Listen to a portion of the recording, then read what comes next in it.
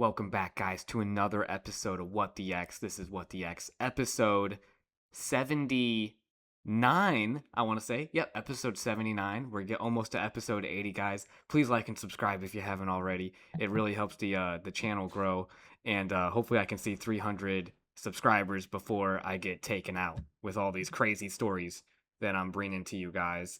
This is a tweet from Suchir Balaji. And if you guys don't know who that is, let's go through it right now. This is just give you the tweet first, and we'll talk about who Suchir is here. I recently participated in a NYT, that stands for New York Times, story about fair use and generative AI, and why I'm skeptical fair use would be a plausible defense for a lot of generative AI products. I also wrote a blog post, and then he's got the link to his blog post. You guys should check it out. It goes all about ChatGPT and how it gets data fed to it and how it's training. It's a large language model, right? And then they process data and all this. Just check it out with the link there that you guys can see. And then to give some context, oh wait, and then so the link about the nitty-gritty details of fair use and why I believe this. To give some context, I was at OpenAI for nearly 4 years and worked on ChatGPT for the last 1.5 of them. I initially didn't know much about copyright, fair use, etc., but became curious after seeing all the lawsuits filed against Gen AI companies. When I tried to understand the issue better, I eventually came to the conclusion that fair use seems like a pretty implausible defense for a lot of generative AI products, for the basic reason that they can create substitutes that compete with the data they're trained on. I've written up the more detailed reasons for why I believe this in my post. Obviously, I'm not a lawyer, but I still feel like it's important for even non-lawyers to understand the law, both the letter of it and also why it's actually there in the first place.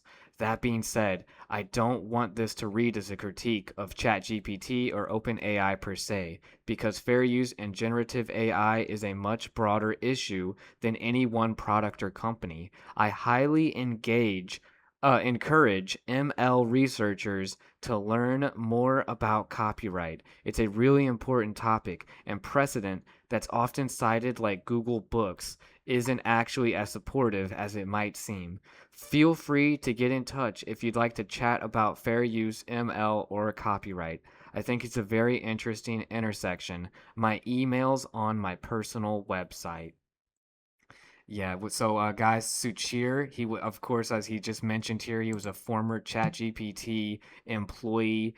And without further ado, we're just going to get right into the clips that I have here for you guys, because Tucker Carlson actually had an interview with Suchir Balaji's mother, and it's pretty sad because, he passed away untimely just 8 days after the New York Times story dropped, which is pretty suspicious timing, to say the least. But without further ado, Tucker Carlson was able to get an interview with Sam Altman, the CEO of OpenAI, pretty shortly afterwards, after the interview he had with Balaji's mother. And then Tucker had some things that he had to say about it. And then without, like I said, You had here it complaints is. from one programmer who said you guys were basically stealing people's stuff and not paying them, and then he wound up murdered. What was that? Also a great tragedy. He committed suicide. Do you think he committed suicide? I really do. Yeah, so Sam Altman's pretty fast to just kind of go along with the suicide route, which seems like, I don't know if you guys already remember the story I just had recently. It's kind of closely tied to, oh my gosh, what was her name? Amy Eckridge. Rest in peace, Amy Eskridge. Her untimely passing by suicide, by gunshot, as well, is also very suspicious. A different field of science going on over there. But sometimes these things are all interrelated. But there's no doubt in my mind that Sam Altman had a lot to lose with these copyright claims. They're still in litigation right now. Who knows what the blowback will be? Because the story already dropped on New York Times. So it's kind of like just damage control at that point. Who knows? Maybe he would have had more testimony, more things to say to put more light on OpenAI and the generative AI field in general.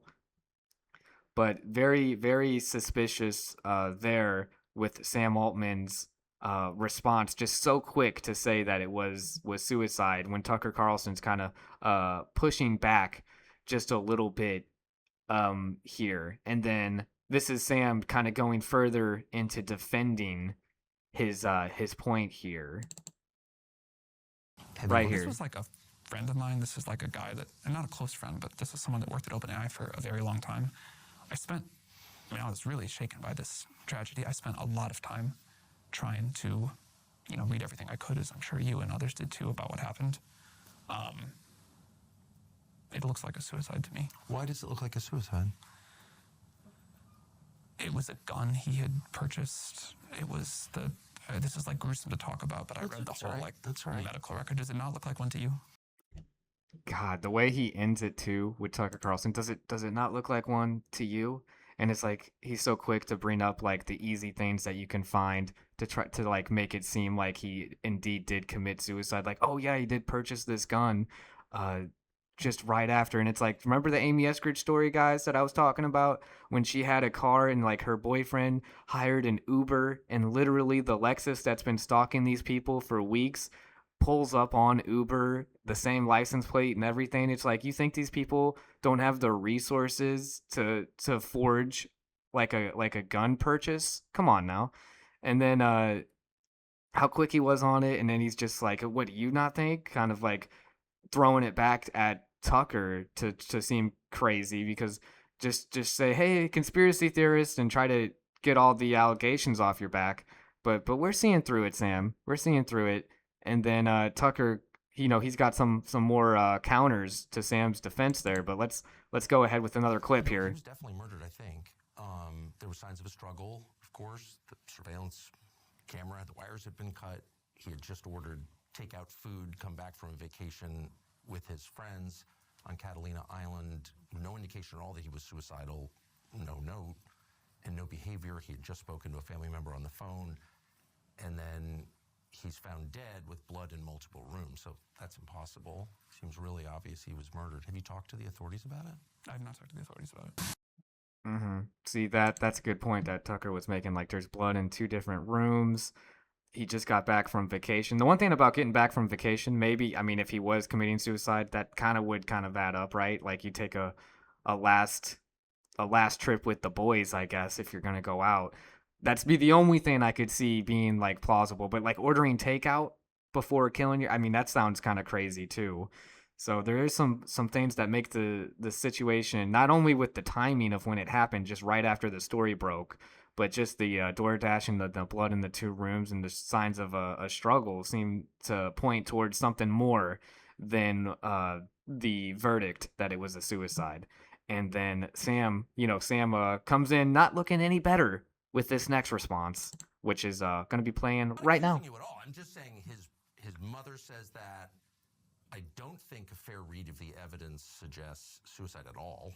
I just don't see that at all. And I also don't understand why the authorities, when there's signs of a struggle and blood in 2 rooms on a suicide, like how does that actually happen? I don't understand how the authorities could just kind of dismiss that as a suicide. I think it's weird. You understand how this sounds like an accusation? Of course. And I certainly, let me just be clear once again, I'm not accusing you of any wrongdoing, but I think it's worth finding out what happened. And I don't understand why the city of San Francisco has refused to investigate it beyond just calling it a suicide. I mean, I think they looked into it a couple of times, more than once, as I understand it.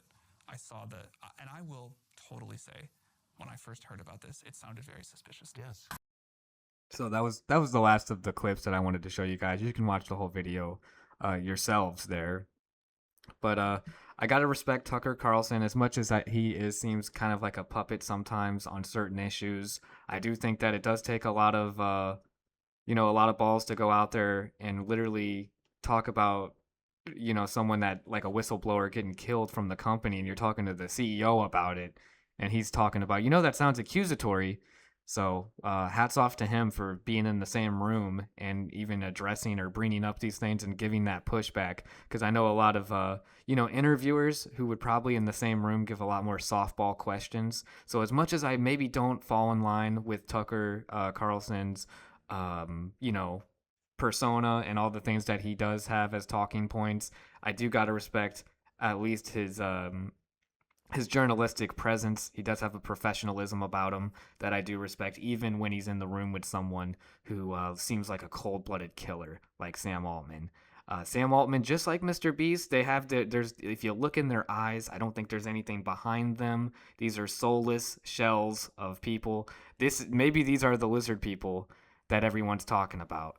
That's all conspiracy crazy stuff. What I do know is that something's not right with this seemingly easy to put away suicide investigation. It seems like it's so much more than that. But at the end of the day, I guess we'll never know until they decide to let us know, as I always say. They always declassify things 30 years after the fact because now we're able to handle the truth. So we'll see what the truth is in 30 years, 20 years, whenever they decide that they're allowed to let us know about this story. Because I think Sam Altman definitely put a hit out on Suchir Balaji. Rest in peace to Suchir, a young guy born in 1998 and passed away in 2024, just right after the story broke in October. He passed away in November. And I did a little bit of research. What better way to talk about it than going through Copilot, where I just asked, who is Suchir? Because Suchir, he was a 26-year-old American AI researcher and former OpenAI employee who became widely known as the whistleblower after publicly accusing OpenAI of violating U.S. copyright law. He died in November 2024, and his death, officially ruled a suicide, sparked major public controversy. So this isn't new news, but it's still relevant, and I think that 2024 is going to come back to bite Sam Altman when people start looking more into these kind of things that are happening. Because the sad thing is, guys, just like with Amy Esker, just like with Suchir Balaji, there's going to be more of these that are going to happen because there's no way to stop the deep state or the corporations that are able to just throw unlimited money towards silencing people effectively. And I mean, if you stand to lose billions over copyright litigation, seems pretty easy to make the decision to take out one AI researcher. That's the sad truth about capitalism and money. If you're trying to appease shareholders because it was originally supposed to be a non-profit company, and you got Elon Musk who's trying to seem altruistic and OpenAI was meant to be a mission tour for humanity, but in reality, Elon Musk is just upset that he kind of got outmaneuvered on the business side, and Sam Altman was able to come out as CEO of the company and kind of take it from under him. So it's not a great feeling to be the guy that gets screwed over when you're the one that's usually doing the screwing. And Elon Musk is just coming after. Don't get it twisted, guys. Elon Musk is not some saint over here that's just trying to take out Sam Altman from the goodness of his heart. He's doing it because he sees Sam as competition, and he's probably going to throw this controversy at him too and say, hey, look what Sam's doing. But don't let it fool you guys. I'm sure Elon Musk has done plenty of hits himself too, all allegedly. I don't have any proof of this, but I mean, money talks. And when you have as much money as these guys, these kind of decisions can just kind of be left to the underlings, as it were, and be done passively. That's my take on this. Rest in peace again to Suchir. His bravery will not be forgotten. He is a martyr, I would say, in the mission for truth. So rest in peace, and he has my respect. And I hope to just stay on a path of just, hey, let's call it out, guys, when we see it, right? So thank you so much for watching this episode of What the X. I hope you guys have a great day. As always, what the X? If you like that clip, feel free to click on this clip or even this clip. And then, hey, don't forget about that clip over here. Thanks, guys.